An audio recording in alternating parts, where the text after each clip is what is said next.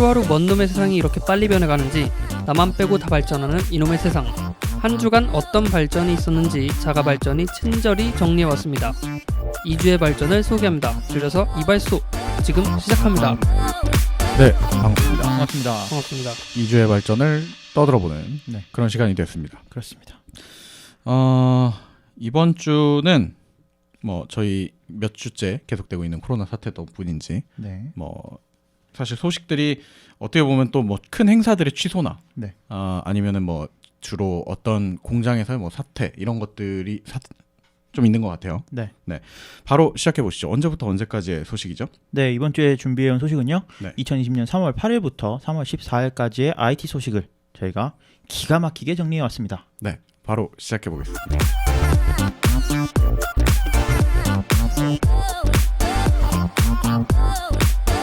인터넷 은행의 절대 강자, 이제는 기존 은행의 아성까지도 넘보고 있는 카카오뱅크가 지원하지 않고 있던 기능이 있습니다. 바로 오픈뱅킹 기능인데요. 오픈뱅킹은 2019년부터 시작된 서로 다른 은행끼리도 앱을 설치하지 않아도 송금이나 계좌 조회를 가능케 하는 플랫폼이죠. 카카오뱅크가 왜 이제서야 오픈뱅킹을 지원하게 되었는지 이야기해보겠습니다. 네이버의 스트리밍 서비스인 바이브가 새로운 음원 정산 방식을 도입할 예정입니다.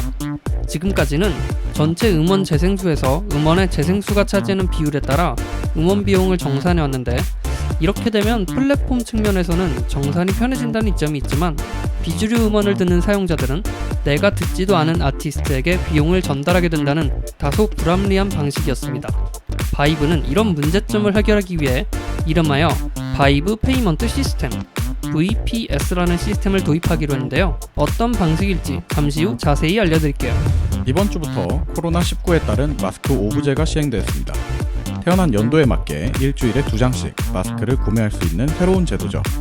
그런데 마스크의 재고가 어디 있는지 모르는 사람들을 위해서 정부에서 약국의 마스크 재고 상황을 보여주는 공공정보 API를 공개했습니다. 이 API를 통해 각종 지도 앱과 코로나 관련 서비스들은 앞다투어 마스크 정보를 보다 쉽게 볼 수 있도록 기능을 제공하기 시작했습니다. 빨리빨리. IT 강국답네요. 아이폰으로 교통카드를 쓰는 일 꿈일까요? iOS 13에서 아이폰의 NFC 쓰기 기능이 개방되면서 교통카드가 될지도 모른다는 희망이 가득한 소식들이 난무했지만 강간무소식이었죠. 곧 아이폰에서도 교통카드가 가능해질 전망입니다. 그런데 그 방식이 우리가 꿈꾸던 방식은 아닙니다. 아이폰의 NFC 자리에 교통카드 역할을 하는 스티커를 하나 덧대는 방식이라고 하는데요. 이게 아닌데. 깃허브가 깃허브를 통해 수업을 하는 플랫폼을 제공하는 사실 알고 계셨나요? 깃허브는 깃허브 클래스룸이라는 기능을 통해 교사가 낸 과제를 깃허브를 통해 제출하고 채점할 수 있게 해주는 공간인데요. 여기에 과제 자동 채점 기능이 추가되었습니다. 또한 강사가 직접 학생들의 코드를 평가하고 수정해 풀 리퀘스트를 보낼 수도 있다고 하는데요. 과연 깃허브의 가능성은 어디까지일까요? 저는 레고의 가능성이 어디까지일지가 궁금합니다. 레고가 닌텐도와 손을 잡고 최초의 디지털 레고 슈퍼마리오를 공개했습니다. 마리오 모양의 레고에 센서와 디스플레이를 내장하고 있어서 마리오 블럭을 가지고 놀 때마다 다른 블럭과 상호작용을 해서 마치 블록을 가지고 슈퍼마리오의 스테이지 속에 들어온 듯한 놀이를 할 수 있는 거죠. 아이들을 타겟으로 한 제품 같은데 왜 제 심장이 뛰는 걸까요? 코로나19의 여파로 집 밖에 나가기가 꺼려지면서 새벽 배송, 이길 배송이 소중해지고 있습니다. 로켓 배송을 하고 있는 쿠팡이 제주도에도 뜰 예정이라는 소식인데요. 제주도에서 이길 배송을 실현하는 것은 관련 업계에서는 처음 있는 일이라고 합니다. 다만 육지와 비교해서 선박을 통해 물건을 이동하는 과정이 하나 추가되면서 주문 마감 시간이 다소 일러질 것으로 보이는데요. 아직은 실험적인 단계입니다. 쿠팡의 이 실험이 성공한다면 제주도에서 쿠팡의 입지가 어마어마해질 것 같네요. 우리나라는 안심하기는 이르지만 코로나19의 확산세가 주춤하고 있는 와중 전 세계는 팬데믹 그 자체입니다. 이런 와중에 매년 열리던 IT 기업들의 행사들도 줄줄이 취소되고 있는데요. 애플은 지난 14일 발표를 통해 WWDC 2020을 온라인을 통해 개최하겠다고 밝혔습니다. 뿐만 아니라 구글 I.O., 페이스북, F8, 빌드4 마이크로소프트 등 다양한 IT 행사들도 벌써 취소되거나 온라인으로 전환을 예고했습니다. 다행이라면 그렇지 않아도 인터넷으로만 보던 저희는 달라질 것이 없다는 점이겠죠. 세계 최고의 부자이자 마이크로소프트의 창업자인 빌 게이츠가 마이크로소프트의 이사회를 떠납니다. 빌 게이츠는 지난 13일 국제보건개발과 교육, 기후개발 등 자선활동에 전념하고 싶어서 마이크로소프트 이사회를 떠난다고 밝혔는데요. 이미 빌 게이츠가 CEO직을 내려놓았지만 좋던 나쁘던 마이크로소프트에 큰 영향력을 미치던 빌 게이츠가 완전히 마이크로소프트를 떠난다고 하니 괜히 싱숭생숭합니다. 네, 한 주간 잘 정리된 소식 이야기하고 왔습니다. 네. 하나씩 얘기를 해볼까요? 네. 네, 먼저 어떻게 보면 좀 가볍다면 가벼운 소식이고, 네. 좀 의미가 있다면 의미가 있는 소식인데, 빌 게이츠가 이제 마이크로소프트를 떠난다. 네. 이런 소식이에요. 마이크로소프트를 떠났죠. 실질적으로는 이미 사실 CEO직은 예전에 네. 전해졌었죠. 2000년에 이제 네. 그 나델라 나델라 아니고 저기 저 누구죠? 가운데 있던 사람. 발머? 스티브 네. 발머. 네네네. 스티브 발머한테 네. 넘기면서 얼마나 존재감이 없으면 이름을 까먹어 버립니까? 그러니까 발머 하면은 저는 그 외형만 생각이 나고 이름이 생각이 안 나요. 왜 그 디벨로퍼 그것만 생각이 나요. 레슬링 선수 같아요. 네, 약간 그런 프로레슬링 선수처럼. 네. 그래서 네. 발머한테 넘기면서 네네. 그 이제 마이크로소프트의 CEO직을 창업자로 남고 네. 이제 CEO직을 넘겼죠. 네. 넘기면서 이제 사티아 나델라가 지금 현재 체제고 네. 현재 체제에서 빌 게이츠는 마이크로소프트의 이사회 일원으로서 남아 있었어요. 근데 이제 그 이사회에서도 네. 떠나게 되었다는 소식입니다. 이게 제가 좀 몰라서 그러는 건데 주주랑 이사회랑 다른 거예요? 이 주주가 이사회에 속해 있는 거죠?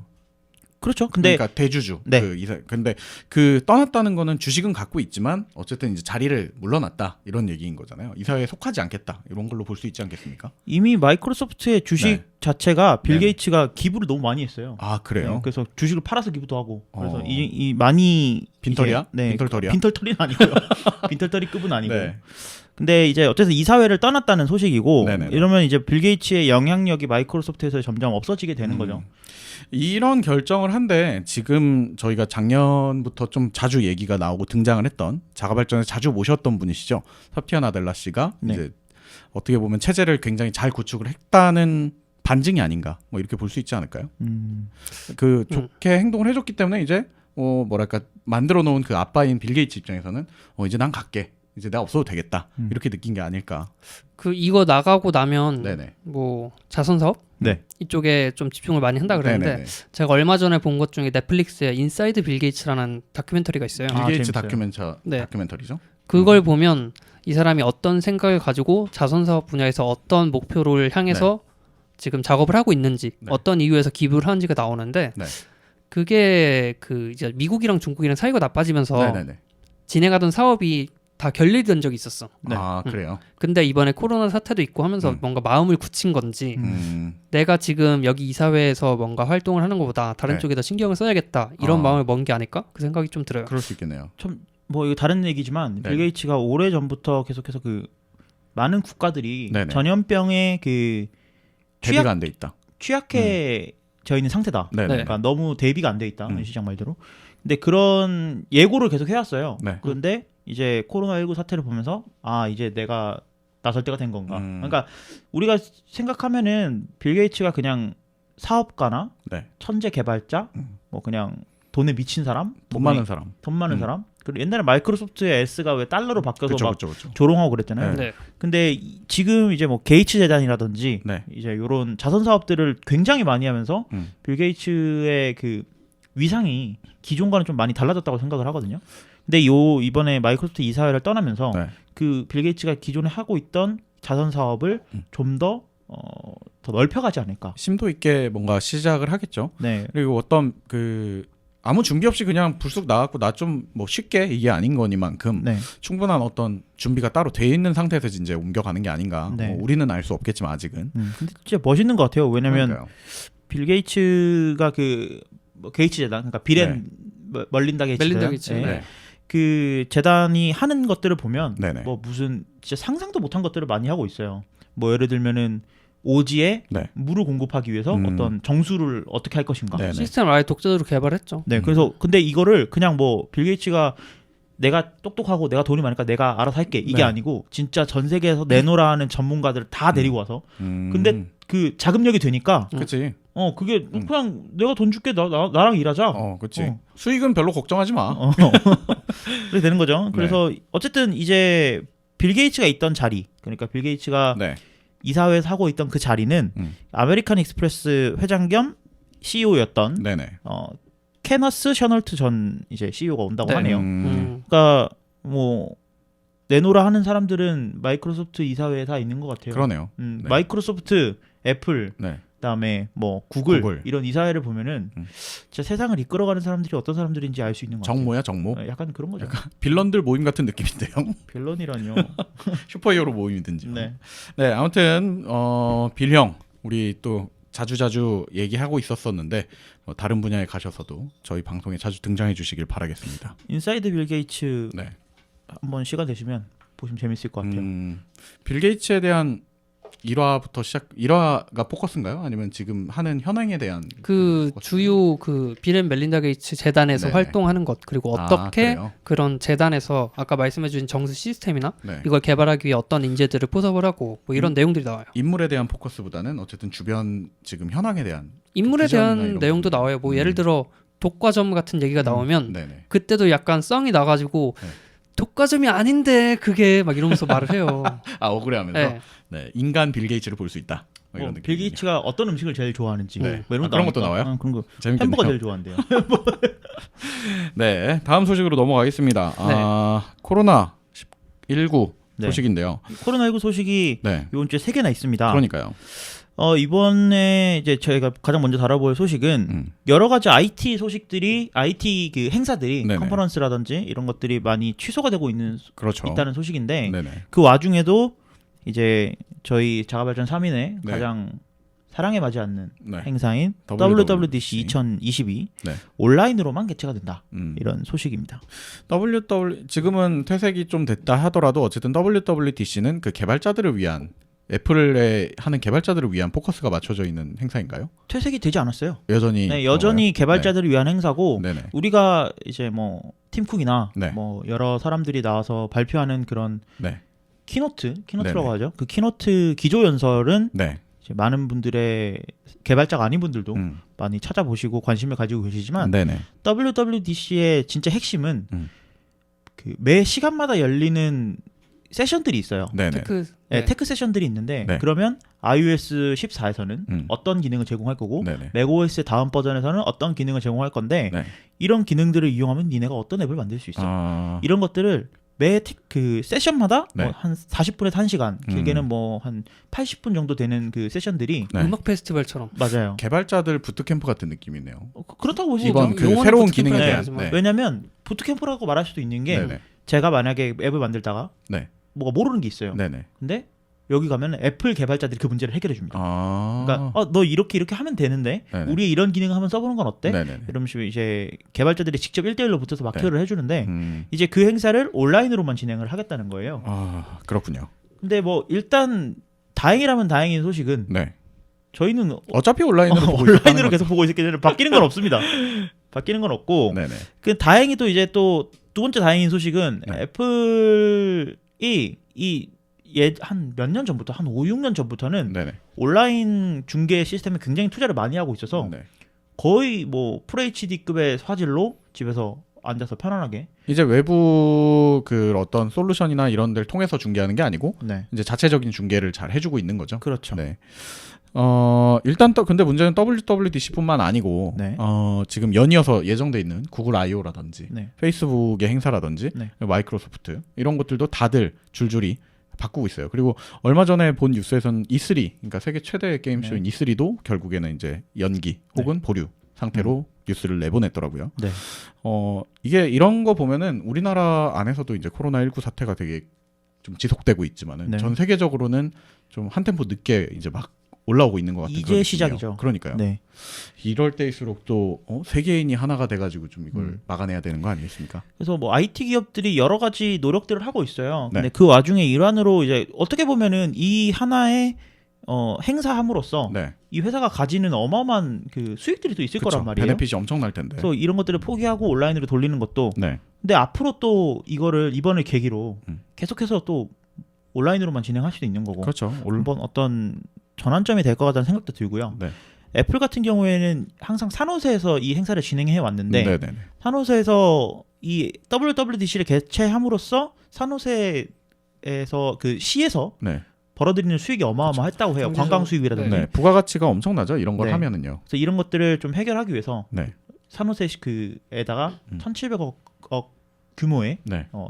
기부를 했다고 합니다. 근데 네. 그 아무도 안 오면 굿모닝 이거 누구한테 해요? 굿모닝은 이제 모니터 보고 하는 거죠. 원래 답변이 오잖아. 네, 그럼 네. 별풍을 박수. 쏴주면 돼요. 거기다. 박수 치고 이런 별풍을 쏴주면 되는 거예요? 그 파워챗인가? 유튜브 새로 나온 거? 그거 이제 해주고. 슈퍼챗 네, 슈퍼챗. 네. 500원씩 넣어주고. 거. 원래 막 그 재밌는 네. 코미디처럼 네네. 찍어서 올리면 막 웃고 이런 게 있어야 되는데 그 네. 재미가 있죠. 이게 네. 티키타카가 있어야 되죠. 그게 없으니까 좀 아쉬울 것 같기도 하네요. 어떻게 그 느낌을 또 표현해줄지. 왜냐면 지금 산호세에 기부해준 거 보면은 네. 어떻게든 그 딸려오는 재반 그 구조를 전부 다 갖춰가야 되겠다는 거니까.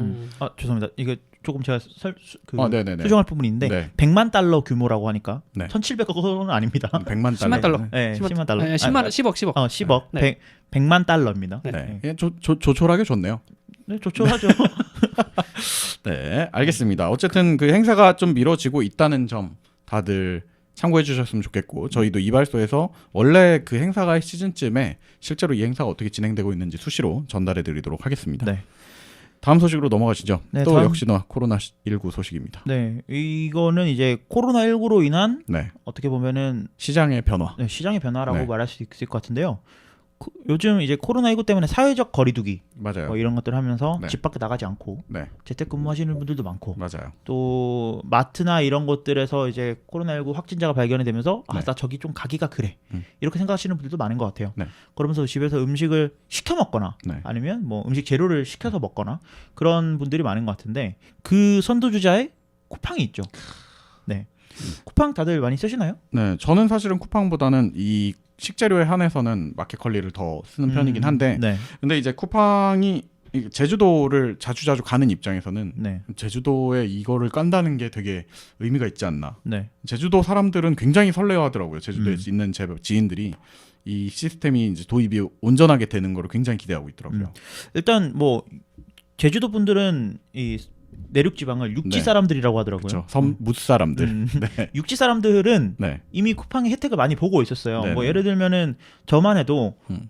집에 마우스가 고장이 났는데 어제 새벽에 네. 한 1시쯤에 고장이 났는데 네네네. 지금 도착해 있다고 하더라고요. 아 그래요? 1시에 주문했는데 네. 오늘 그 거의 퀵서비스 수준이잖아요. 로켓 배송에 가입이 된 사람들만 그렇게 오는 거예요? 로켓 와우에 가입이 돼 가입이 돼 있는데 있으면은? 로켓 와우가 비용이 굉장히 저렴하거든요. 아 그래요? 그래서 이거를 뭐 저는 자주 쓰기 때문에 로켓 와우로 가입해놨는데 네. 이런 정도로 이제 나갈 필요가 없는 거예요. 어떻게 보면은. 그러니까요. 그래서 이런 것들을 많이 혜택을 보고 있었는데 네네. 제주도에서도 이제 그런 혜택을 만나볼 수 있게 된 거죠. 일단은 실험적인 단계입니다. 그렇죠. 네. 일단 제주도 같은 경우에는 뭐 두 분 제주도에서 택배 받아보신 적 있으세요? 없죠. 제주도에서, 그렇죠. 네, 제주도에서 택배를 보내온 적은 있죠. 아 그래요? 네, 지갑을 놓고 가서 저는 이제 몇 번 받아본 적이 있는데 이제 그때 보면은 무조건 우리나라 아니 그 내륙 지방에서 택배를 하는 것보다 네. 플러스 1이에요 최소. 그쵸. 네. 보통 5,000원 정도의 추가 비용을 더 네. 받죠. 그리고 그 택배가 이 제주시나 서귀포시는 그렇게 그냥 플러스 1 정도를 하면 오거든요. 돈도 그렇지만은. 근데 이제 그거 말고 아예 외쪽 지방이나 아니면 산간 지방 같은 경우에는 네. 몰아서 와요. 한 일주일에 뭐 화, 목 이렇게 이틀만 오는 거예요. 군부대 있는 것처럼. 예, 예. 근데 그게 그냥 그 사람들한테는 일상인 거고 그렇죠. 당연한 거지. 근데 그렇다 보니까 이제 택배나 우편의 시스템이 그렇게 이제 자리매김을 해 있는데 네. 이게 도입이 된다면 뭐 플러스 1을 하더라도 어쨌든 제주시 전역에 제주도 전역에 이게 된 수가 있는 거니까 네. 당연히 다들 기대를 많이 하고 계시더라고요. 네. 그러니까 그 보통의 쿠팡 배송을 생각을 해보면 네. 뭐 덕평이라든지 이런 곳에 물류센터가 있고 그 물류센터에서 물건을 보내기 시작하면 네. 각 지역에 있는 배송 기사분들께서 배송을 하는 네네. 그런 방식인데 제주도는 하나의 과정이 추가되죠. 뭔가요? 배를 타고 배를 타고. 제주도까지 가야 되는 네. 그 과정이 추가가 되기 때문에 육지에서 네. 육지에서 제주도로 물건을 보내는 과정이 추가되기 때문에 좀 네. 배송 마감이 일찍 된다는 그런 이제 사소한 단점들이 있지만 네. 기존의 제주도에서 받아봤던 물류 시스템에 비하면 획기적인 시스템이라고 볼 수 있을 그렇죠. 것 같아요. 사실 하루씩만 줄어들어도 엄청나게 크게 느끼실 거예요. 아니, 그러니까요. 그래서 저는 뭐 제주도 사는 분들에게는 네. 앞으로 쿠팡의 입지가 높아질 수 있지. 굉장히 높아질 것 같다는 생각이 듭니다. 이게 뭐 그 쿠팡이 사실 지난해까지만 해도 저희가 이제 출혈 투자를 하고 있다. 굉장히 리스크를 안고 하이 리스크 하이 리턴처럼 이렇게 막 쏟아붓고 있다 그냥. 하이 리스크만 있었죠. 네, 리턴은 보장받지 못하는 채로. 네. 근데 이제 올해 들어서는 이거 진짜 쓰는 사람들이 눈에 띄게 바뀌었다는 문화가 약간 바뀌었다는 걸 느끼고 있지 않는지. 모든 산업 분야가 네. 지금 침체기를 겪고 있는데 네. 이 유통산업, 네. 유통산업 중에서도 쿠팡 같이 이제 새벽 배송이나 네. 이길 배송을 하고 있는 그 산업에서는 유일하게 호황을 누리고 있다고 해요. 그래서 쿠팡 같은 경우에는 같은 동일 기간 대비 네. 100% 거의 100%에 가까운 추가적인 이익을 내고 있고, 그러니까 이익이라기보다는 매출이죠. 네. 매출을 내고 있기 때문에 어떻게 보면은 이 코로나19가 쿠팡에게는 하나의 기회가 또 된 것 그렇죠. 같아요. 네. 그래서 뭐 굳이 집에서 이걸 왜 내가 가서 사면 되지 이렇게 생각하셨던 분들도 한 번쯤은 쿠팡을 써보는 그런 계기가 되는 것 같다는 생각이 들어요. 이게 되게 재밌는 게 제가 알기로 이베이 코리아가 네. 지금 매각 소식이 살짝 맞아요. 퍼지고 있는데 네. 이베이 코리아가 옥션이랑 G마켓 갖고 있지 않아요? 네. 그렇죠. 네. 두 개만 갖고 있죠. 일단 네. 우리나라에 있는 그 두 개예요. 네. 다. 근데 이베이 코리아가 우리나라 쇼핑몰 1위고요. 네네. 옥션이랑 G마켓을 합쳐서 네네. 각각으로 놓으면 2위한테 집니다. 2위가 쿠팡이에요. 아 그래요. 네, 그래서 여기가 만약에 쿠팡이 인수를 할 수도 네. 있다라는 썰이 있는데 이렇게 되면 뭐 이제 상장도 할 수 있는 거고. 그리고 독점인 체제 거의 준 독점에 가까운 수준이잖아요. 그렇지. 이제. 그러니까 그런 걸 좀 준비하기 위해서 음. 제주도나 이런 유통망을 좀 더 넓히는 게 아닌가. 우리 저기 정의형 돈이 있지 않겠어요? 네. 다 쓰지 않았겠어요? 네. 쓰는 거 잘하잖아요. 정의형 돈으로 사는 걸 것 같은 느낌인데 이 옥션. 정의형도 요즘 힘든 것 같은데. 예, 알겠습니다. 어쨌든 지금 쿠팡의 성장 이거 좀 지켜봐야 될 것 같습니다. 네. 두 분도 지금 최근에 옥션이랑 G마켓 쓴 기억보다 쿠팡 쓴 기억이 더 가까이에 있지 않으세요? 그렇죠. 그렇죠. 네. 일단 그냥 그 구매 방법 자체가 너무 간편하기 때문에. 네네. 네. 예, 분발해야 될 것 같은 쪽도 보이고 더 열심히 해주셔도 좋을 것 같은 곳이 보입니다. 네. 다음 소식으로 넘어가도 될까요? 네, 제가 좋아하는 소식입니다. 레고. 네. 레고. 또 블럭 게임 이런 거 다 제가 좋아하는 것들 아니겠습니까? 그렇죠. 그 레고에서 닌텐도랑 손을 잡고 슈퍼마리오 레고를 만들었어요. 네. 이 그 영상으로 이제 아직 이제 출시는 아닌 것 같고 이제 이렇게 나올 거다라고 발표만 이제 발표를 한 것 같은데 네. 보면은 굉장히 설렙니다. 네. 일단 슈퍼마리오 블럭이 좀 일반 우리 레고 캐릭터처럼 작은 건 아니고 큰 슈퍼마리오 블럭이 있고 걔로 이제 그 안에 센서들이 들어 있어서 이제 특정 블럭들이랑 상호작용을 하는 네. 이런 거인 것 같아요. 약간 일단- 옥스포드 같은 느낌이네요. 크다 그러니까. 그렇죠. 약간 그 뭐냐면 듀플러인가? 듀플러에 가까운, 그러니까 아기들이 갖고 노는 그런 네. 블럭의 모양으로 나왔고요. 슈퍼마리오는 그 슈퍼마리오 안에 디스플레이가 들어 있어요. 네네. 디스플레이가 들어 있어서 어떤 뭐 동전을 먹는다거나 네. 이런 걸 했을 때 이렇게 동전 아이콘이 나오면서 네. 내가 동전을 먹었어. 뭐 아니면 내가 어떤 버섯을 먹었어. 네네. 이런 것들을 상호작용을 할 수 있는 거고, 이 슈퍼마리오 안에 뭐 블루투스 센서, 블루투스라든지 네. 다양한 센서들이 들어 있어서 이제 뭐 군바라고 하죠. 네. 그 버섯 모양의 나쁜 놈. 이빨 이렇게 튀어나온 애들. 네, 걔 이름이 군바야? 네, 군바. 초코송이. 초코송이 닮은 애들. 이름이 군바였어요? 네. 처음 알았네. 정확하진 않습니다. 어쨌든 군바였던 것 같아요. 네네. 그 군바를 이렇게 밟으면 네. 이제 밟아서 죽였다는 소리가 나고, 그 다음에 마지막에 왜 슈퍼마리오가 점프해가지고 깃발 타는 거. 깃발 닿잖아요. 네. 그럼 깃발에 따라 점수 얻잖아요. 네네. 그런 것들도 구현이 다 돼 구현이 있고. 되어 있는. 여러 가지 사실 슈퍼마리오를 플레이했던 사람의 기억으로 뒤집어 보자면 어떻게 구현했을까 싶은 부분들이 되게 많아요. 네. 뭐 예를 들면 하수구에 들어가는 거라든지 아니면은 그 꽃을 먹어서 불을 쏘는 거라든지 뭐 등등등등을 다 구현은 안 했더라도 어느 정도 느낌을 유사하게 하려면 꽤나 많이 구현을 했을 거란 말이죠. 네. 그러면은 이게 지금 막연히 생각했을 땐 마리오에만 있으면 안 되고 블럭에도 그 블럭들에도 센서들이 있죠. 있어야 될 것 같은데 네, 있습니다. 그럼 당연히 다른 레고들이랑 호환은 좀 안 되겠네요. 그 센서 자체는 호환이 안 되지만 네네네. 레고 규격 자체는 이제 호환이 되니까. 뭐 예를 들어서 내가 해리포터 네네. 그 레고를 갖고 있어. 네네. 그럼 해리포터 안에 그 센서를 넣어서 네. 마리오가 센서 움직이는, 블럭을 넣어서 네, 그런 마리오가 움직인다든지 네네. 뭐 그런 모양새를 낼 수 있겠죠. 뭐 아직 출시가 되지 않아서 지금 괜히 이렇게 떠드는 것 자체가 설레발일 수도 있는데 저는 굉장히 신선한 시도인 것 같습니다. 누구는 그러더라고요. 그 슈퍼마리오 블럭 안에 들어있는 디스플레이 안에 네. 둠을 누가 빨리 돌리느냐가 원래 그 디스플레이와 프로세서가 들어가면 항상 네. 둠을 일단 돌려봐야 네. 되는 거죠. 그 공학용 계산기에서 돌리잖아요. 둠을 일단 돌려야 이게 그 전자제품에 편입될 수 있는 네. 그런 거죠. 일단 출시가 언제인지는 혹시 밝혀졌나요? 아직 밝혀지지 않았고요. 네. 올해 안으로 발표를 한다고 했는데요. 네. 제 생각에는 뭐 상반기 안에 발표하지 않을까. 이건 제 개인적인 추측입니다. 상반기 안에 발표를 하지 않을까라는 생각을 가지고 있는데요. 네. 그런 생각을 해봤어요. 레고 안에 마인드스톰이라는 제품군이 있잖아요. 네네네네. 뭐 안에 프로그래밍을 하고 이런 네. 교육용 제품인데 요거랑 이제 합치면은 네. 재미있는 뭐 실험들이 좀 많이 나오지 않을까. 뭐 닌텐도 게임 중에 네. 슈퍼마리오 메이커라는 게임 아십니까? 그 요즘에 나와 있는 악마의 게임 아닙니까? 그거 약간 그 사람들끼리 하는 거. 예, 그 스위치에는 네. 슈퍼마리오 메이커 2까지 나왔는데 네네네. 그게 뭐냐면 이제 내가 나만의 맵을 만드는 거예요.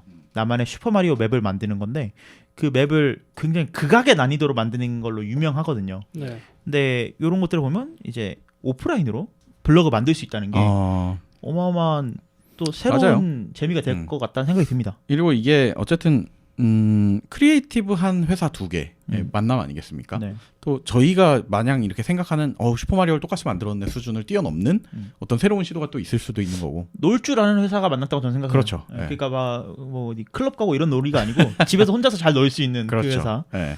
저 뭐 닌텐도도 작년에 보면은 그 종이 박스 갖다가 만드는 이 라보를 공개하면서 네. 와 과연 닌텐도다 이런 또 칭찬을 받았었죠. 네. 그런 면에서 완전히 신선한 시도가 아닐까 뭐 이렇게 기대해 보겠습니다. 맞습니다. 네, 다른 소식으로 넘어가시죠. 네. 다음 소식은 기터브 소식이네요. 네. 긍정 씨가 사랑하는 기터브죠. 그런가요? 네. 기터브 안 사랑하세요? 아니 뭐 개발자로서 안 사랑하실 수 있습니까, 기터브? 저 별로예요, 솔직히. 마음에 드는 구석이 없어 이 자식들. 어떤 면이 마음에 안 드는지는 나중에 차차 들어보도록 하고 기터브 네. 특집에서 들어보도록 하고 네. 기터브가 클래스를 이제 교육용 솔루션을 제공하고 있다라는 소식인가요? 클래스 룸이요. 네. 이게 뭐냐면 이제 기터브가 이미 제공하고 있던 기능이에요. 네네. 뭐냐면 이게 일단 기터브를 잠깐 소개를 드리면 네. 소스를 관리하는 서비스잖아요. 네. 개발자들이나 뭐 요즘은 디자이너분들도 기터브를 쓰시는 분들이 있더라고요. 그래요? 네, 그래서 이런 것들을 관리할 수 있는 툴이자 서비스인데 네네. 이 기터브가 컴퓨터 과학 그러니까 개발자들을 양성하기 위한 네. 프로그램들을 굉장히 많이 지원을 하고 있어요. 네. 뭐 예를 들면 스튜던트 팩이라고 해서 네네. 그 여러 가지 뭐 서버 공간을 제공한다거나 네. 아니면 어떤 개발 툴을 무료로 사용할 수 있게 해준다거나 이런 것들을 묶어서 무료로 제공을 해주고 있거든요. 학생들한테. 네, 그래서 네. 뭐 대학교 이메일이 있는 분들에게는 무료로 이런 것들을 제공해 주니까 네. 한번 사용해 보시길 바라고요. 그거에 더해서 이제 클래스룸이라는 기능을 제공을 하고 있었어요. 네. 그래서 수업 시간에 뭐 제가 선생님이면 네. 긍정이랑 은실장한테 수업 과제를 과제를 내고. 내면 네. 이제 두 분이 과제를 해서 음. 기터브에 올리면 이제 제가 채점을 할 수 있는 그런 거였는데 이제 자동 채점 기능이 부럽다. 도입이 되었고요. 음. 여기에 더해서 만약에 문제가 있다. 네네. 그러면 선생님이 이거 이렇게 수정하면 어떨까라고 해서 풀 리퀘스트 그러니까 빨간 펜. 빨간 펜이죠. 어떻게 보면 네네네. 그 빨간 펜을 할 수 있는 기능도 제공을 시작했습니다. 원래 이제 클래스룸은 그냥 이제 그 공간만 그렇게 분리를 그렇죠. 해놨다가 이번에 네. 이제 서비스가 고도화가 된 거군요. 네. 좋네요. 실제로 요즘 뭐 우리나라도 그렇지만은 전 세계적으로 이 초등교육부터 이제 개발 관련된 것들을 이제 수업을 하기 시작하지 않았습니까? 네. 그런 거에 발맞춤한 게 아닌가 뭐 이런 생각이 좀 듭니다. 이거를 좀 어릴 때부터 써보는 게 되게 네. 중요하다고 생각을 하는데 네. 어떤 작업을 할 때 네. 변경사항 히스토리를 전부 다 파악할 수 있어요. 네. 그리고 다른 사람과 협업하는데도 굉장히 좋고요. 네. 기터브의 특징으로. 네, 그래서 요새 지금 아망대가 말해준 것처럼 디자이너 분도 쓰고 네. 뭐 아니면 글 쓰시는 분들도 굉장히 많이 써요. 그 기터브를. 서로 정보 공유를 많이 하기도 하고 네네. 깃허브를 하나의 커뮤니티로 만들어서 서로 활동을 하기도 하거든요. 네. 근데 우리나라에서는 이 부분이 굉장히 약해요. 네네. 깃이라는 개념을 익히는데 너무 장벽이 있다 그래야 될까요? 네. 어렵지는 않은데요. 그렇게 어렵다고 느끼는 사람들이 많아갖고 네네. 시도조차 하질 않아. 깃이라는 게 기터브랑은 다른 거예요, 그러면요? 깃을 네. 허브니까 깃의 허브니까 기터브겠지만. 그러니까 깃은 네. 이메일 같은 기술이고요. 그래요? 네이버 메일은 서비스죠. 네네. 깃허브는 깃을 활용한 서비스예요. 그렇죠. 근데 이렇게 초등교육부터 이걸 쓰기 시작을 하면 이 GitHub가 독점이 되게 되는 그런 우려는 없어도 되는 건가요? 요 깃에 대한 개념만 익히고 나면요. 네네네. GitHub랑 동일하게 다른 깃을 데들. 활용한 다른 서비스를 활용할 수 있는 거죠. 네, 알겠습니다. 뭐 깃에 대한 특집도 한번 마련해서 배워야 되겠네요. 한번 얘기를 해보면 좋을 것 같아요. 그 장벽이 높아서 네. 청취율이 떨어져. 아니 그러면. 지금 장벽이 높게 생각만 한다면서 실제 장벽이 그래서 안 재생을 안 높은데. 하겠지.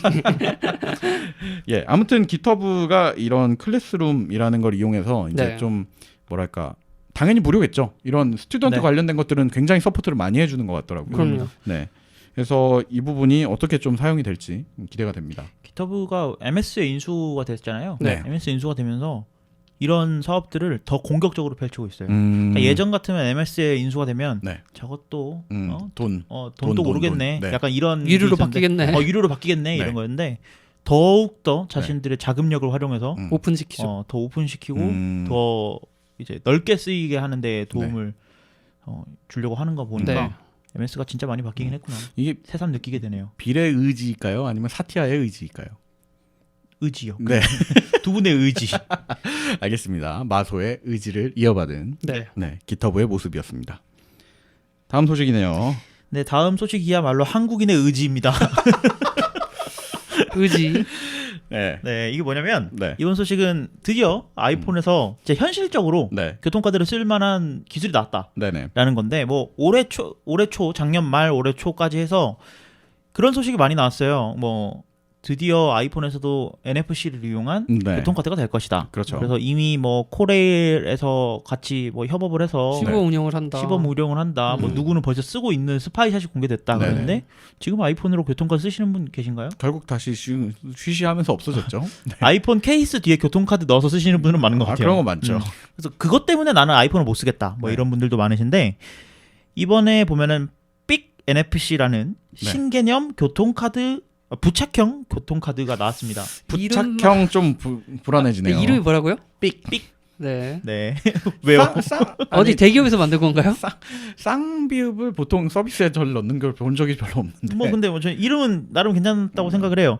근데 이게 뭐냐면 스티커를 아이폰에 붙여야 됩니다. 네, 그리고 근데 이 스티커를 어디다 붙이느냐? 네네. 아이폰의 NFC 자리에 붙이는데요. 네, 보통 안드로이드 계열의 안드로이드 계열의 스마트폰 같은 경우에는 네, NFC가 후면에 붙어 있잖아요. 후면에 이렇게 중앙부 쪽에 붙어 있는데 네. 아이폰 같은 경우에는 그 애플페이의 그 사용성에 좀 도움을 주기 위해서 그 상단부에 붙어 있거든요. 네네. 그래서 아이폰을 위쪽으로 이렇게 딱 터치를 하면 뭐 결제가 이루어질 수 네네네. 있게끔 카메라 옆에. 카메라 옆에 그렇게 되어 있는데 그 자리에 요 NFC 스티커를 붙입니다.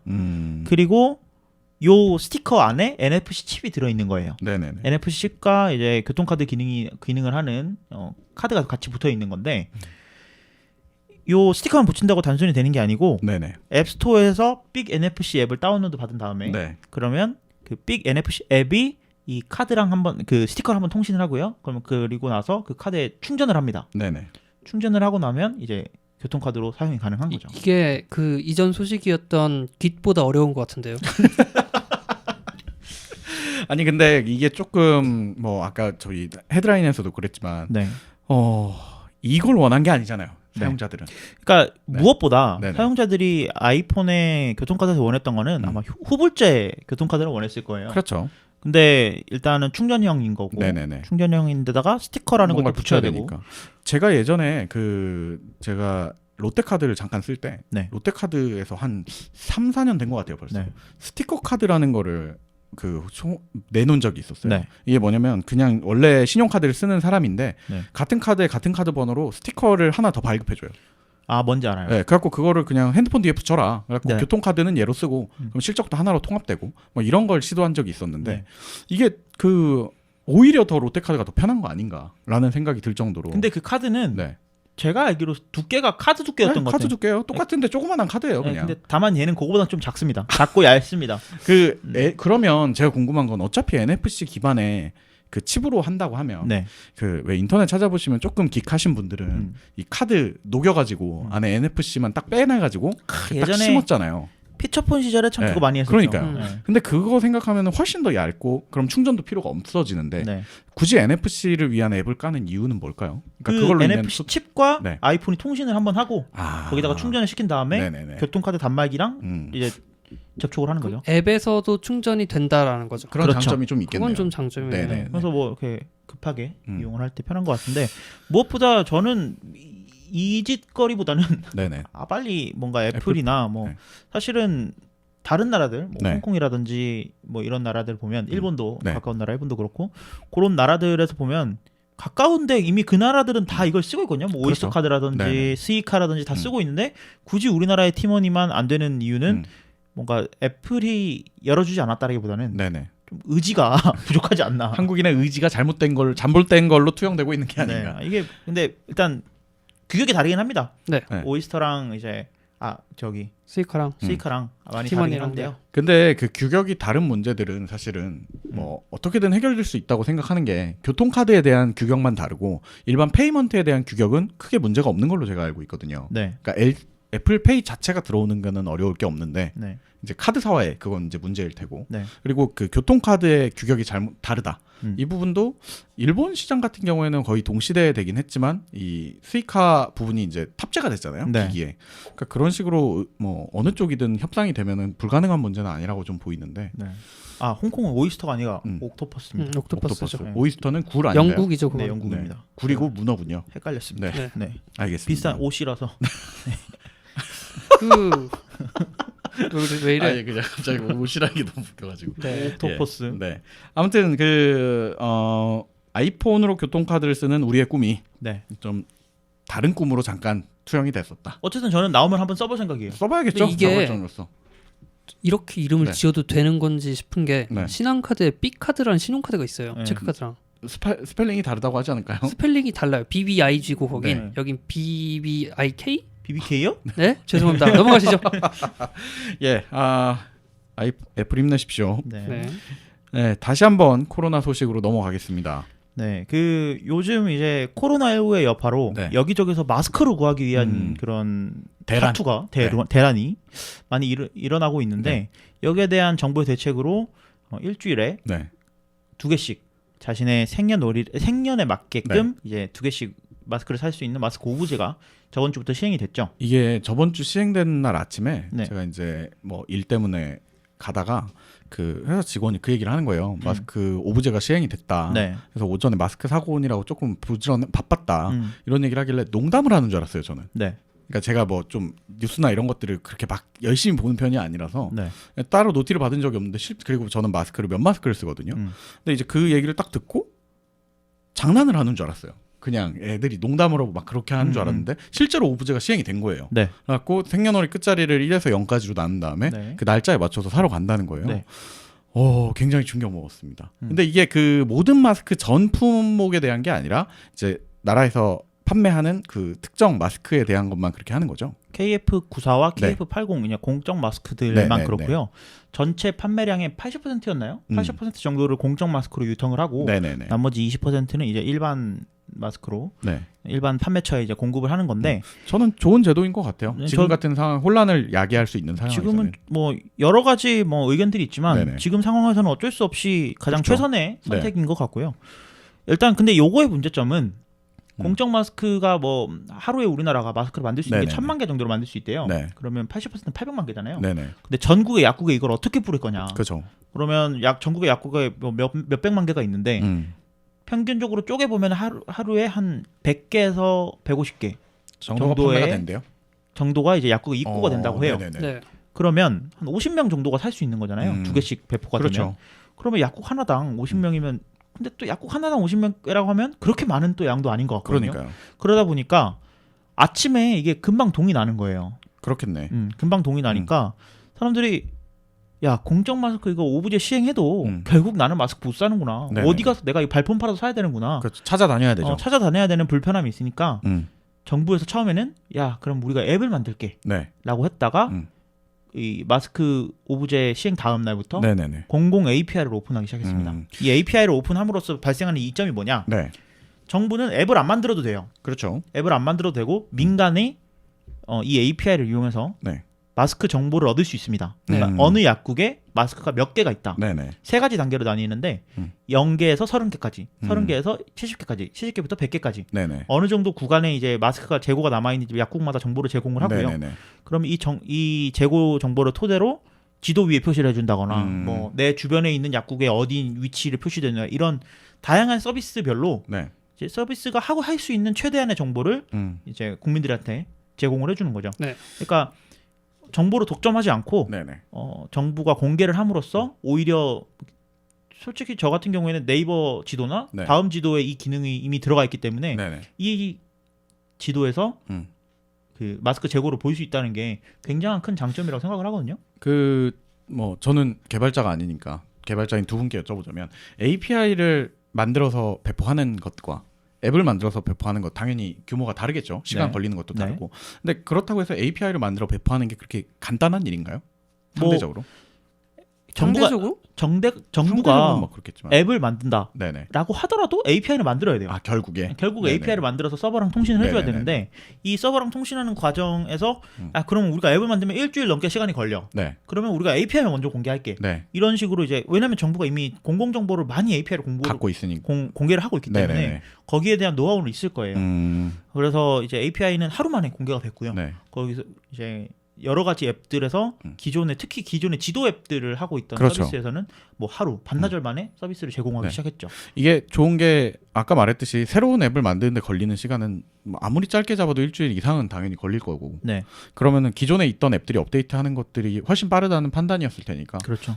잘한 일인 것 같습니다. 이거는 진짜 우리나라 그 빨리빨리 강국 아닙니까? 빨리빨리. 거의 그냥 그 네. 맛집 음식 레시피를 공개해버린 셈이죠. 그렇죠. 정부에서. 네. 그래서 뭐 보면은 이제 이 A 약국에서 네. 마스크를 사면 B 약국에서 네. 마스크를 사지 못하게끔 음. 이제 본인의 주민등록증을 보여주고 인증을 하는 과정이 네. 있는데 이 과정에서 이제 재고가 자동으로 집계가 되게끔 되어 있는 거고요. 어... 요거 사실 하는 공적 마스크 오브제 다음 날에는 네네네. 서버가 마비되기도 했었어요. 아, 그래서 네. 이 API를 공개하는 것과 네. 그다음에 API 정보를 넣어야 되잖아요. 그러니까 네네. 이 서버가 다 마비가 된 거예요. 음... 그래서 마스크 정보를 이제 긍정이의 뭐 주민등록번호를 입력을 하고 네네네. 얘는 마스크를 샀다 이 정보를 입력을 해야 되는데 서버가 죽어서 판매가 좀 미로 중단되는 그런 사태도 있었다고 하더라고요. 그게 제가 알기로 그 정보가 원래 약국에서 사용하던 시스템이 있어요. 네네. 뭐냐면 어떤 환자가 여기서 약을 쓴 다음에 네. 저희 가서 또 사면 안 되잖아. 그렇죠. 그러니까 이미 샀는지 확인하는 시스템이 갖춰져 있기 때문에 네. 마스크도 그 시스템에 넣어서 확인을 하자라고 해서 약국에서 검사를 하게 이제 제도가 된 거고요. 근데 그 정보를 생각해보니까 이 마스크에 대한 정보를 다른 데서도 쓰면 좋겠다 해갖고 네. 정부 다른 부처에서도 같이 접근을 할 수 있게 공개를 했어요. 네네. 그러다 보니까 접속자 수가 확연하게 확 늘어나서 잠시 마비가 됐었죠. 지금은 안정화를 찾은 거죠. 그렇게 볼 수 있죠. 네. 뭐 마스크 어떻게 사셨어요? 저는 여전히 면 마스크 잘 빨아 쓰고 있습니다. 긍정 씨는 저도 면 마스크, 아동용 면 마스크 씁니다. 아, 그래요? 자랑하는 거예요 지금? 머리 작다고 지금 자랑하는 거예요? 아니 진짜 자랑하는 너무 거예요? 크더라고. 좀 불쾌해지는 소식이었습니다. 저는 마스크 안 사기 운동하고 있습니다. 왜요? 저는 1월 초에 네. 이 코로나가 막 작년 말에서 이제 그럴 때 네. 봄이 오니까 네. 미세먼지가 막 생기잖아요. 그렇죠. 그래서 저는 마스크를 좀 많이 사놨어요. 여기. 황사용으로? 진짜요? 그래도 많이 사놔서 집에 마스크가 많아서 부자네요 지금 같은 시국에. 지금 같은 경우 마음이 아주 편안합니다. 리치군요 리치. 네, 그래서 마음이 편안하고 아직은 편안한데 이제 네네. 또 곧 떨어지겠지만 지금부터 하나씩 두 개씩 이렇게 사놔야 되는 거 아닙니까? 근데 뭐 사직이잖아요. 네, 저보다 이제 못 구하시는 분들, 네. 아예 네. 마스크가 없는 분들 그러니까. 사라고 저는 일단 안 사기. 그 지금도 약국 늦게 가는 경우에 이제 네네네. 가끔 특정 요일에는 마스크가 떨어지는 경우도 있어가지고 네, 어찌 됐건 뭐 다른 누군가가 또 정말 필요한 사람들이 살 수 있다. 그렇죠. 생각을 저는 한다면. 뉴스 보는데 네. 어떤 할아버지께서 네. 마스크를 못 구하셔서 네. 15일째 똑같은 마스크를 하나를? 쓰고 네, 그 더 위험한 거 아니야? 그러니까 근데 일회용 마스크 근데 어쩔 수 없잖아요. 그리고 요즘은 마스크 안 쓰고 있으면은 사람들이 바지 안 입은 것처럼 쳐다본단 말이에요. 그러니까 사람들의 시선도 네. 사실 뭐 우리나라 특성이라기보다는 그냥 분위기겠죠. 지금 심각한 그리고 분위기니까. 마스크를 써야 되는 게 맞고요. 네, 네. 그래서 그런 걸 보면서 아 진짜 마음이 안 좋다. 그래서 안 사기 운동 여유가 있다면 그래서 집에 숨겨놨던 마스크 박스를 꺼내고 네. 이제 그걸 소진하기 시작을 했다. 그러니까 제가 진짜 좀 아량이 넓었다면 그걸 기부를 했겠죠. 하지만 저도 살고 싶어서 아니, 그 근데 정도까지 못하고. 안 사기 네. 운동으로 그래도 좀 네. 네. 약간의 노블리스 오블리즈 같은 걸 하고 있네요. 약간에요. 네. 알겠습니다. 다음 소식으로 넘어갈까요? 네. 네. 이번에는 음악 소식입니다. 네. 네이버의 스트리밍 서비스 바이브. 네. 네. 바이브 써보셨어요? 이게 네이버 뮤직의 진화죠. 그렇죠. 전신이 네이버 뮤직이었죠. 맞습니다. 네. 저는 네이버 뮤직까지는 좀 많이 썼었는데 바이브 나오고 나서부터는 이걸 진화라고 표현해야 됩니까? 뭐 다음 단계로 넘어갔으니까 진화죠. 태화든 저는 진화든. DNA가 달라. 저는 바이브를 나오자마자 써봤었는데 예. 그때는 제가 스포티파이를 안 썼거든요. 와 이건 혁명이다. 네. 어떻게 이렇게 음악 추천을 잘하지? 아. 그리고 이 바이브는 무엇보다 그 순위 기반의 네네네. 서비스에 좀 많이 탈피를 했어요. 네. 멜론이나 벅스나 지니 이런 서비스들은 기존의 스트리밍 서비스들은 네. 딱 들어가면은 1위부터 100위 그쵸. 멜론 탑 10, 탑 100 뭐 이런 것들이 네. 주류 음원인데 바이브는 쉽게 말해서 현재 스포티파이 같은 느낌을 내기 위해서 많이 노력을 했거든요. 네. 큐레이션에 기반한. 네, 너가 좋아하는 이 음악이 이거인 것 같으니 이걸 네네. 추천해줄게. 그리고 그런 것들을 많이 표방하고 있고요. 음. 그래서 저는 바이브가 마음에 들었는데 뭐 현재는 스포티파이 쓰고 있습니다. 결국 완전체로 넘어간 거군요. 네, 어쨌든 근데 이제 바이브가 네. 제가 말씀드렸다시피 주류 음원에 편승을 하기보다는 네. 그런 음원들은 좀 기존의 스트리밍 서비스에 내주고 네. 본인들이 잘할 수 있는 추천 서비스나 비주류 음원을 추천해주는 네네. 이런 것들에 좀 노력을 하고 있다 이런 생각을 많이 들었는데 이번에 네이버가 새로운 음원 이용료 정상 방식을 도입을 하면서 네네. 요런 그 바이브의 마인드에 좀 한 발짝 더 다가간 게 아닌가 그런 생각이 듭니다. 그래서 네. 어떤 방식으로 도입이 되었냐면요. 네. 요거를 설명드리기 전에 기존의 네. 방식이 어떻는지를 말씀을 드려야 될 것 같아요. 네네네. 보통 우리가 뭐 벅스나 이런 거 쓰면 한 달에 네. 얼마씩 내죠? 뭐 요즘 9,000원, 10,000원 이 정도 되지 않아요? 500원 아닙니까? 너 3달씩 널뛰기 하는 사람이군요. 그렇군요. 널뛰기라고 하는구나. 쪽 빨아먹는 친구군요. 3개월 널뛰기. 카드만 좋으면 100원도 되더라고. 메뚜기족. 네. 그래서 뭐 많이 좀 비싼 요금제 쓰시는 분은 한 13,000원, 네. 뭐 평균적으로 한 7,900에서 9,900원 정도의 내용을 비용을 네. 내시는데 이 비용을 내면 네. 제가 만약에 아망드라는 가수예요. 네네네. 1위에 빛나는 제가 순위 조작을 해서 1위를 했습니다. 네네네. 1위를 하면 축하드립니다. 네. 1위를 하면 은실장이 낸 금액에서 네. 전체 사용자 비율에서 그렇죠. 이 사람의 비율만큼 재생 횟수의 재생 횟수의 비율만큼 네. 제가 그 전체 비용을 가져갑니다. 그렇죠. 그러니까 만약에 한 70% 정도의 사용자가 그 아망드의 예. 음악을 들었다면 네네네. 전체 이번 달에 모여진 금액이 있잖아요. 음. 그럼 거기서 70%를 내가 가져가는 거예요. 그러니까 전체 비례 배분제를 하고 네네네. 있었는데 네. 이건 어떻게 보면은 은 실장은 좀 인디 가수인 네. 이긍정의 음악만 들어요. 네네네. 근데 은 실장이 낸 10,000원 중에서 네. 7,000원은 아망드에게 가고 네. 100원은 뭐 2원. 이긍정의 퍼센트가 한 0.001% 네. 1% 정도 돼요. 못 해먹겠다. 네, 그러면 동전을 쪼개가지고 동전을 잘 갈아서 전기톱만 있다면 동전을 잘 갈아서 이거를 이긍정에게 주게 되는 거죠. 이런 방식을 기존에 취하고 있었어요. 네. 네. 큰 예시입니다. 네. 그래서 뭐 아주 넓게 봤을 때 거시적으로 봤을 때 네. 이런 그 비례배분제를 하고 있었는데 음. 네이버가 이번에 정산한 방식은요. 네네. 그 정확히 내가 들은 가수에게 네. 내가 낸 비율만큼? 비용이 가게끔 정산 방식을 고치겠다는 거거든요. 이게 굉장히 사실은 훌륭하고 진작부터 이렇게 됐었어야 되는 부분인데 네. 그리고 글로벌 뮤직 플랫폼 사업자들은 다 이런 방식을 채택하고 있는 걸로 제가 알고 있어요. 네. 예전부터 얘기를 하지만 그 음원 쪽 시장 우리나라가 되게 기형적인 음원 시장을 갖고 있다 보니까 네. 그 저작권 협회에서 네. 이런 컨택을 이제 다리를 그렇게 넣은 거죠. 갖고 이제 다른 나라 같은 경우에는 저작권 협회가 세다 보니까 저작권 협회의 주장에 따라서 재생한 사람에 맞춰서 돈을 줘라, 정산해줘라 라는 거였는데 이제 우리나라 같은 경우는 그 저작권 협회의 힘이 그렇게 강하지도 않고 독과점의 형태를 띠고 있기 때문에 그냥 음원 그 재생사에서 그렇게 주면은 끝나는 거예요. 그러다 보니까 저번에 왜 우리 몇 번 이슈가 됐던 것 중에 이제 순위 조작을 통해서 순위 안으로 들어가면 끝난다. 네. 이런 얘기들이 있었잖아요. 그게 지금 아망드가 잘 얘기해 주신 것처럼 다른 플랫폼 같은 경우에는 바이브와 다르게 순위가 메인에 떠 있고 네. 꽤나 많은 청취자들은 그냥 메인에 떠 있는 탑백 듣고 끝인 거예요. 네. 그러다 보니까 순위에만 올라가면 어쨌든 수익이 이제 그 비례해서 올라가는 그런 구조를 띠고 있는 거죠. 네. 근데 바이브가 저번에 얘기해 준 것처럼 이제 큐레이션 기반으로 바꾸면서 네. 어떻게 보면 특이점을 가져온 건데 네. 그러다 보니까 바이브가 아예 그쪽으로 이거다 우리가 가져가야 되는 방향이 이거다 하는 좀 정책을 정한 게 아닌지 네. 되게 옳은 방법인 것 같습니다. 그러니까 뭐 쉬운 예로 네, 제가 돈 10,000원을 내면 네네, 은 실장은 긍정의 음악을 하루에 막 10번씩 들어요. 네네네. 근데 다른 음악은 한 번도 안 들어요. 네. 그러면 긍정이가 그 10,000원을 다 가져가게 되는 그런 시스템인 거고. 네네. 이게 어떻게 보면 옛날에 네. CD 사던 시절, 그러니까 앨범을 사던 시절의 그 정상 방식과 비슷합니다. 그렇죠. 그래서 내가 좋아하는 가수에게 돈이 가려면 지금도 CD를 사잖아요. 네네. 그것처럼 바이브를 이용을 하시면은 네. 좀 인디 가수들, 그러니까 좀 비주류 음악을 하시는 아티스트들에게는 좀 많이 도움이 되는 방식이 아닐까 네. 그런 생각이 들고, 바이브 시스템 안에 이 정산 시스템도 이제 투명하게 공개를 한다고 해요. 그래요? 그래서 이런 거 보면은 뭐 주변에 인디 음악 하시는 분들 네네네. 보면 난 주는 대로 받는데 근데 맞아요. 뭐 얼마 들어와요? 뭐 7,000원? 네. 뭐 이렇대요. 그래서 제가 맨날 혼내고 다녔거든요. 친구들 그렇게 하고 있으면 이거 뭐 요청해서 받아라. 네. 근데 그 요청해서 받은 문서 자체가 얼탱이가 없는 문서가 와요. 그냥 엑셀에 이렇게 이제 10줄 이렇게 해갖고 온단 말이에요. 그러니까 그런 부분들도 아직 고쳐져야 될 길이 많지만 적어도 이제 음원 배분업자인 최초의 그 제공업자인 유통업자인 바이브가 먼저 그 시스템을 공개한다는 게 되게 의미가 있네요.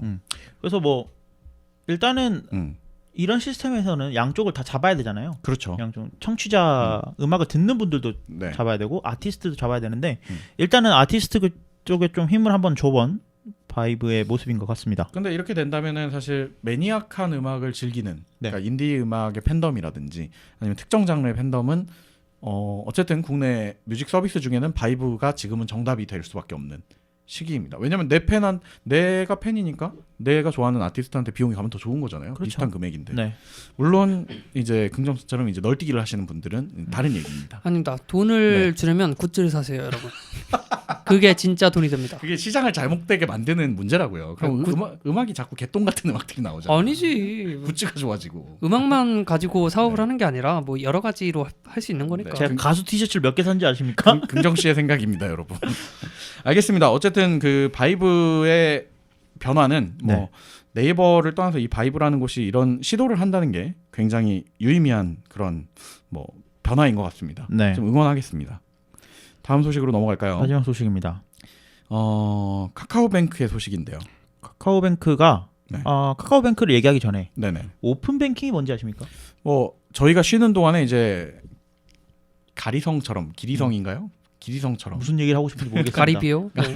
불쑥 등장해버린 네. 기라성이요. 네, 기라성이요. 네. 알면서 왜 사람 괴롭힙니까? 아, 그거 몰랐어. 무슨 얘기를 하고 싶은지 모르겠어. 아무 말이나 하니까. 그러니까. 네, 자가발전 진행자 은 실장입니다. 네. 아무튼 저희가 잠시 쉬는 동안에 갑자기 뿅 하고 등장한 이 네. 오픈뱅킹 써보셨어요? 저는 네. 저희가 물어봤는데 저희가 대답하게 됐네요. 네. 이게 뭐냐면 진행자기 때문이죠. 저는 기업은행을 주로 쓰는데 네, 네. 네. 기업은행에서 그 오픈뱅킹 가입하면은 네. 뭐 스타벅스 기프티콘을 준댔나? 아. 그래서 그걸 받고 싶어서 가입을 했는데 네, 네, 네. 뭔가 했더니 네. 이제 기업은행 앱만 쓰면 네, 네. 하나은행에서 돈을 뺄 수도 있고 국민은행에서 돈을 뺄 수도 있고 네. 뭐 그런, 그러니까 우리 은행의 앱으로 네. 다른 은행의 계좌에 접근을 할 수 있는 통합 계좌 조회 네. 같은. 더 깔지 말아도 된다. 조회도 하고, 그러니까 주거래 은행의 네. 앱만 깔아 써라 음. 이건데, 물론 저는 기업은행의 앱을 까고 싶은 생각은 없습니다. 왜냐면 저는 기업은행 앱을 굉장히 만족하면서 쓰고 있거든요. 네, 네, 네, 네. 근데 그럼에도 불구하고 사실 사실 카카오뱅크랑 그 기존 은행의 그 갭은 네. 어떻게 그걸 막을 수가 없어요. 그렇죠. 없어. 카카오뱅크의 그 편의성, 버튼을 누르는 감이 달라, 감이. 진짜 감이 달라. 같은 화면인데. 그립감이 좋아져요. 그립감이 달라. 근데 이런 것들 때문에 사실 그래서 기업은행 앱이 아무리 좋아도, 아무리 편하고 좋다고 하더라도, 그리고 오픈뱅킹이 된다고 하더라도 왜 카카오뱅크는 안 될까, 이런 네네. 아쉬움을 좀 가지고 있었는데 네. 이 서비스를 연내에 카카오뱅크에서 지원하겠다, 이런 소식을 가지고 왔습니다. 사실은 네. 카카오뱅크는 기존의 다른 서비스들과 좀 그 궤가 달라요. 네네. 왜냐하면 일단 그 메인프레임 자체가 네. 다른 은행들은 유닉스 기반의 시스템을 쓰는데 네. 카카오뱅크는 리눅스 기반의, 그러니까 거의 우리나라 은행권에서는 최초거든요. 네네. 근데 이게 왜 최초냐? 네. 안전성 검증이 되지 않았다. 그러니까 왜냐면 뭐 A 은행이 쓴다. 그럼 네네. 저 은행이 쓰는 것처럼만 하면은 네. 우리 은행도 안정적인 거 안전하지. 아니야. 네. 근데 카카오뱅크는 만들 때부터 우리는 인터넷 은행이니까 네. 거기에 맞게 더 빠르고 네. 업데이트가 더 잘 되고 뭐 이런 시스템들 장점을 가진 리눅스를 가지고 네. 갈래. 음. 그래서 이제 했는데 기존 시스템들이랑 이제 호환이 네. 좀 느린 거죠. 그렇게 되겠죠. 그래서 오픈뱅킹이 처음에 어려웠는데 어쨌든 카카오뱅크가 올해 안 그러니까 늦어도 6월까지는 오픈 뱅킹 상반기 안에. 네. 네. 오픈 뱅킹 플랫폼에 합류를 하겠다. 음. 이런 소식을 밝혔습니다. 두 분 오픈 뱅킹 써보셨어요? 써봤다니까요? 아니, 써봤다니까요? 죄송해요. 나 했던 말 또 근데 질문인데. 제 네. 기억으로 음. 이 오픈 뱅킹이라는 단어가 언제 쓰였냐면요. 네네. 한 2014년 5년쯤에 네. 이제 윈도우가 아닌 네. 맥, 리눅스에서도 음. 인터넷 뱅킹을 할 수 있습니다. 맞아요. 할 때 오픈 뱅킹이라는 말을 썼어요. 맞아요. 네네. 그래서 요새 오픈 뱅킹이라는 말이 또 나오길래 이게 왜 나오지? 이 생각이 들었고요. 뭘 자꾸 열어? 그러니까 이름을 똑같이 이렇게 써도 되는 거예요? 바보라는 뜻이죠. 그래서 그 특히 그 자기 주거래 은행에서 요새 네. 전화가 오기도 해요. 이거 하라고. 네, 하라고. 이거 하시면 저희가 네. 추첨을 통해 하루 100명에게 음. 스타벅스 기프티콘 같은 거 드린다 네네. 하는데 추첨이면 안 되지. 내가 그거 받으려고 이거까지 해야 하는가 그런 생각이 좀 들어요. 저는 받으려고 했는데 그럼 제가 뭐가 됩니까? 추첨이 아니었으니까요. 네. 이거를 쓰면서 안에 보니까 설명을 좀 보니까 이체 수수료나 이런 부분들도 이제 없다 뭐 이런 네. 얘기들이 있더라고요. 없어요. 이게 프로모션성인지 아니면 오픈뱅킹의 그 전산 시스템 특성상 굳이 수수료를 낼 필요가 없는 것인지 송금 수수료를 왜 받을까요? 이제 그러니까 서버비 일종의 그런 거라고 이해해야 되는 거 아닐까요? 그러니까 기존에 뭐 서버비라고 봐도 네. 맞습니다. 그 망을 사용하는 망 사용료가 일단 포함이 돼요. 수수료 안에. KT예요? 네, 약간 그런 거죠. 네. 근데 이제 그 은 실장이 만약에 국민은행을 쓰고 네네. 저는 신한은행을 쓴다면 신한은행에서 국민은행으로 가기 위한 그 기간계 망을 사용하는 데 그쵸. 비용을 내고 네. 일단은 그게 첫 번째고 두 번째는 거기에 더해서 이제 은행의 수익인 거죠. 네네. 근데 그 망을 오픈뱅킹 망을 통해서 통합해 놓은 거예요. 아, 서로의 그래요? 망들을 이제 네. 다 이렇게 망이 하나야 그냥. 다 연결해 놓은 아. 거예요. 그래서 그 비용이 들지 않아요. 음. 그러다 보니까 무료로 송금을 하실 수 있게 된 거죠. 프로모션성이 아니란 얘기네요. 그러면요. 그렇죠. 지금까지 이 계좌를 써서 쓸 수 있어서 감사했습니다 하고 줘야 되는 거 아닙니까? 뭐 그렇게 일시적으로 돈을 줄 수도 있겠지. 음. 그러기엔 내 돈을 너무 많이 가져가고 있어. 그치? 아, 그래요? 그래서 뭐 근데 이미 카카오뱅크는 거의 모든 수수료가 그렇죠. 무료잖아요. 무료니까요. 그렇죠. 그래서 뭐 어떤 이점이 있을까? 근데 저는 뭐 그런 생각도 했거든요. 카카오뱅크가 약간 독고다이로 가려고 하나? 나만의 마이웨이로 가려고 하나? 참여를 그런- 안 하니까. 그러니까 네. 이미 얘네는 안 그래도 네. 뭐 이미 사용자들의 충성도가 높고 그러다 보니까 그런 게 아닐까 했는데 사실은 카카오뱅크가 올해 안에 상장을 목표로 하면서 네네네. 뭐 상품군을 좀 다양화한다거나 이런 내실 다지기에 들어간 게 아니냐. 네. 그래서 오픈뱅킹이 좀 늦어진 게 아니냐 이런 추측들도 있고요. 사실- 어쨌든 뭐 네. 우리나라에서 이제 카카오뱅크가 도입이 되면 네. 오픈뱅킹 거의 모든 은행이 오픈뱅킹에 되는 거죠. 참여했다고 볼 수 있습니다. 저는 이번 기회에 써봐야겠네요. 아직 안 써봤거든요. 저도 긍정수랑 비슷한 마음으로 오히려 쓰면 불편할 것 같다는 막연한 걱정이 있는 거예요. 근데 이제 아니 그 써보셨다고 하니까 하나 여쭤볼게요. 쓰려면 또 공인인증서로 다른 은행이랑 이렇게 연계하는 과정이 있는 거예요? 그건 없고요. 네. 다른 은행으로 그 토스 가입하듯이 그런 인증. 계좌 인증 네. 과정만 거치면 그럼 됩니다. 뭐 간단하네요. 네. 한번 해봅시다. 싫어요? 역시 긍정씨입니다. 이거 변함이 늦게 하면 혜택 변함이 더 줍니다. 잘 보세요. 아닙니다. 혜택은 이거 점점 끝까지 없어지고 011에서 번호 안 바꾼 사람도 있지. 그리고 혜택은 정작 없죠. 내가 아예 박는다. 예, 이번 주 코로나19 사태로 인해서 뭐 조금 씁쓸한 소식들도 많이 있었지만은 네. 그만큼 진화해가는 뭔가 IT 시장을 좀 볼 수 있는 소식이 아니었나 그런 생각이 듭니다. 저희가 준비한 소식 여기까지고요. 다음 이 시간에 더 즐거운 소식을 가지고 찾아뵙도록 하겠습니다. 준비해주신 두 분 감사드리고요. 청취해주셔서 감사드립니다. 감사합니다. 감사합니다. 감사합니다.